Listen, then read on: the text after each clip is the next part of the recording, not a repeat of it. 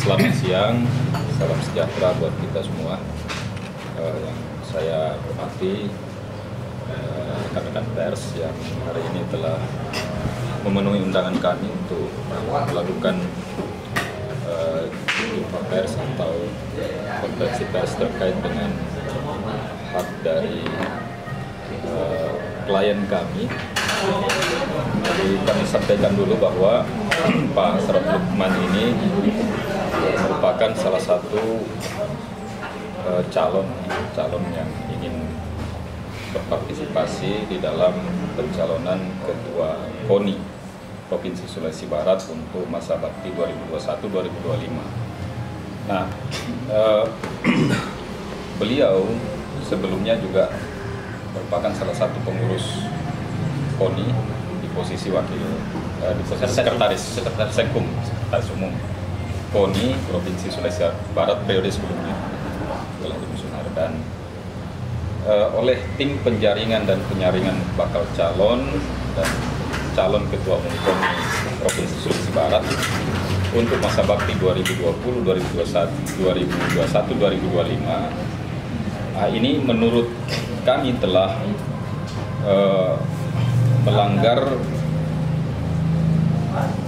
undang-undang, peraturan pemerintah, terutama undang-undang tentang keolahragaan, kemudian di PP-nya juga, dan terlebih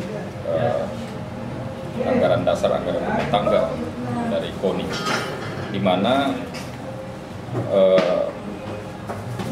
ini kronologinya di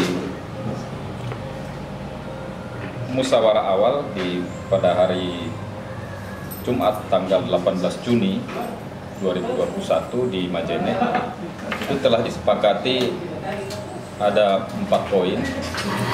Yang pertama, menyetujui pelaksanaan musyawarah provinsi luar biasa sampai berkas. Ya. Kemudian selanjutnya itu dilaksanakan pada tanggal 28 Juni 2021 dan menyetujui caretaker kepengurusan KONI Provinsi Sulawesi Barat ini yang sekaligus juga akan membentuk tim penjaringan dan penyaringan bakal calon. Nah, itu telah dibentuk dan di situ disetujui tata cara penjaringan, penyaringan bakal peserta, bakal calon, persyaratan bakal calon, dan ketua umum. Namun setelah tim penjaringan dan penyaringan ini melaksanakan pembukaan pendaftaran itu yang ditentukan berakhir pada hari tanggal 20 ini kemarin, itu tidak menerima berkas pendaftaran dari Pak Ashraf Lukman, tidak menerima. Jadi mereka dengan alasan bahwa telah terlambat mengembalikan berkas pendaftaran maupun pengambilan formulir. Sedangkan dari hasil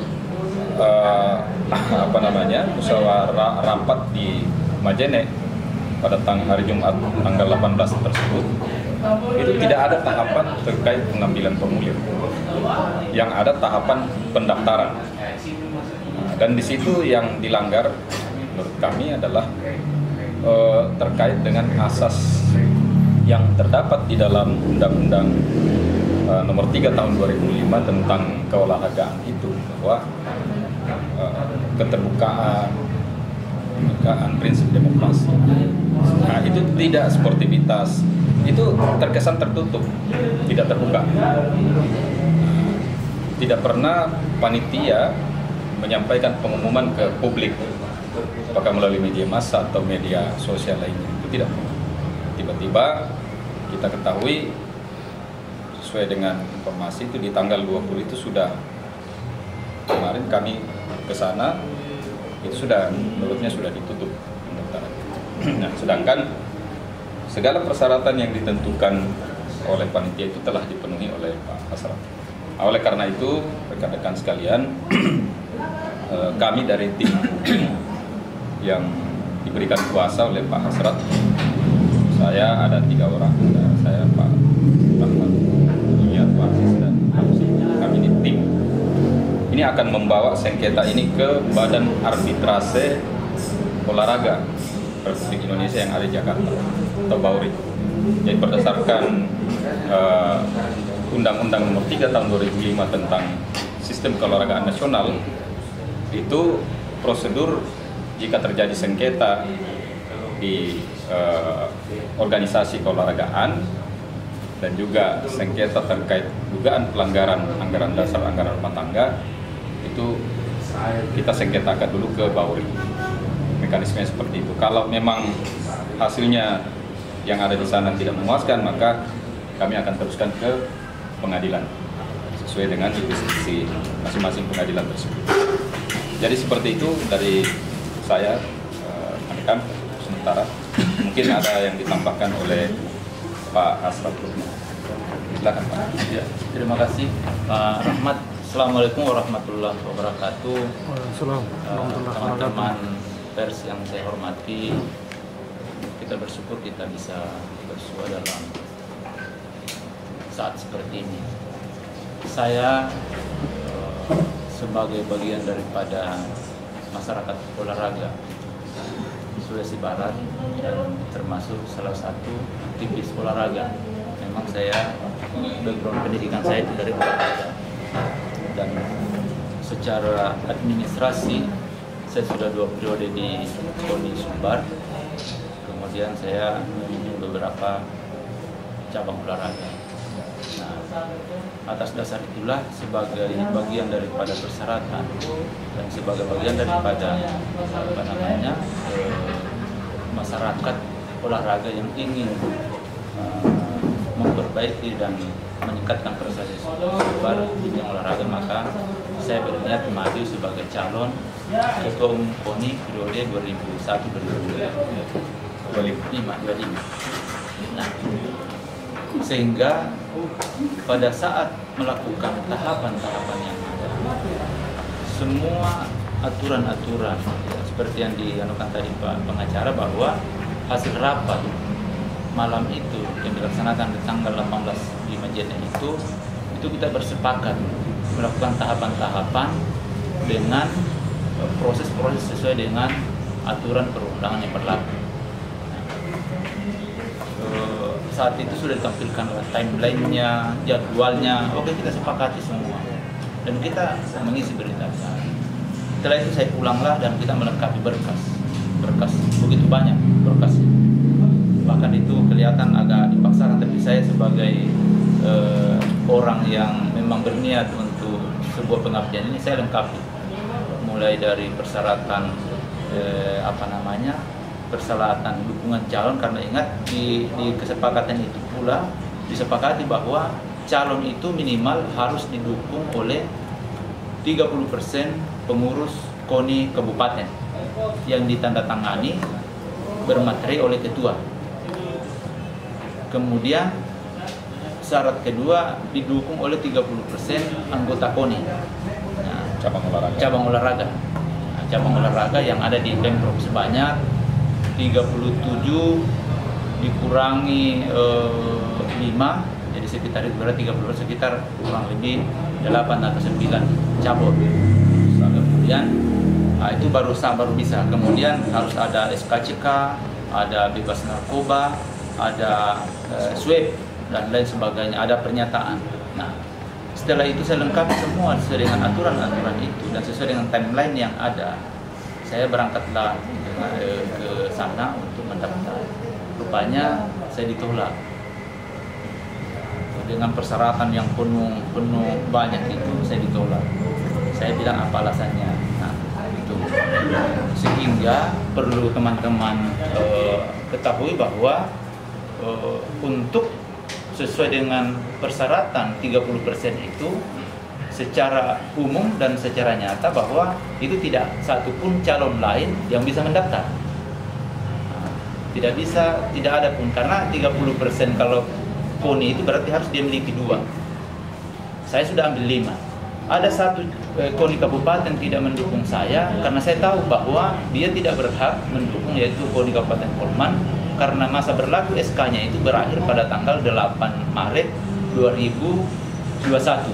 Itu sudah kadaluarsa dan tidak bisa lagi menjadi memberi rekomendasi secara hukum dan mungkin tidak dibenarkan. Tidak bisa lagi. Jadi kalau ada orang lain yang mengatasnamakan bahwa ada ini, tidak ada. Saya sekretaris KONI dan boleh dikombin dengan pengurus KONI, dan tidak pernah kita memperpanjang SK. Yang ada itu KONI Polman itu memang kita pernah revisi, tapi merevisi nama-nama, bukan menambah priorisasi, karena itu melanggar aturan. Kita tidak bisa mengganti nama karena ada dinamika, ada rapat, ya kita ganti, tapi tidak memperpanjang. Artinya itu secara sah juga di sana itu tidak bisa mencalonkan. Makanya saya tidak pernah ada pendekatan. Kemudian dari 37 cabur itu ada 6 cabur yang kadaluarsa, termasuk ditambah 1 Yongmodo yang sudah dikeluarkan dari keanggotaan KONI. Jadi tidak bisa juga mencalonkan atau menjadi pemilik suara karena sudah dikeluarkan dari anggota KONI, karena itu internal militer.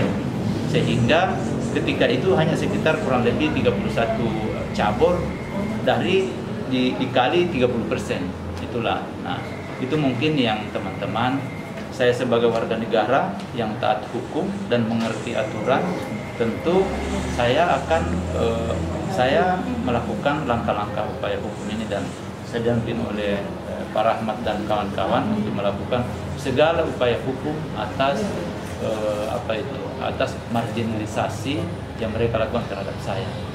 Saya punya hak hukum dan saya bersyarat boleh di ini, dan ini semua kalau saya mau publikasikan dukungan saya dari KONI 5 kabupaten KONI itu, mulai dari dan itu semua ketua yang tanda tangan bermaterai, termasuk cabur-cabur yang mendukung saya. Itu sehingga itu sekali lagi saya garis bawahi bahwa proses ini sampai saya akan mencoba, karena saya dengar ada pejabat publik yang ikut. Itu saya akan mencoba menguji Undang-Undang Nomor 3 itu sampai ke ini, tapi kita menunggu ada tahapannya, karena itu rupanya kalau kita menguji undang-undang itu harus SK. Saya akan peratunkan. Ini saya akan coba, karena betul-betul negeri ini kita sepakati bahwa negeri hukum. Tidak satu pun di negeri ini yang kebal hukum, dan tidak satu pun di negeri ini yang kita biarkan untuk dimarginalisasi dari segala macam kelemahan yang dimiliki. Ini ada dugaan politisasi ya yang terjadi karena ada unsur pemerintah yang ikut terlibat dalam pencalonan. Jadi kalau saya kira itu ya, kami begini, kami belum ke situ, tapi kami fokus pada persoalan hukum. Kami menganggap bahwa ini sudah sengketa dan memang mekanismenya sudah jelas diatur di Undang-Undang Nomor 3 tahun 2005. Situ juga sudah ada turunannya berupa PP 16 tahun 2007, dan terlebih mekanisme yang ditempuh jika terjadi dugaan pelanggaran anggaran dasar dan anggaran rumah tangga KONI. Jadi ini teman-teman harus ingat bahwa sengketa keolahragaan itu ada 2. Ada sengketa organisasi keolahragaan yang berhimpun di dalam KONI itu semua yang resmi, dan ada sengketa dugaan pelanggaran anggaran dasar, anggaran rumah tangga. Nah, yang kami sengketakan ini dugaan pelanggaran anggaran dasar dan anggaran rumah tangga, termasuk undang-undang perundang-undangan. Nah, salah satunya adalah prinsip keterbukaan. Kita menginginkan amanat undang-undang ini mengatakan bahwa masyarakat secara luas itu punya peran aktif untuk memajukan olahraga. Nah, Pak klien kami ini punya hak untuk itu, untuk berpartisipasi dalam pendaftaran keorganisasian KONI daerah.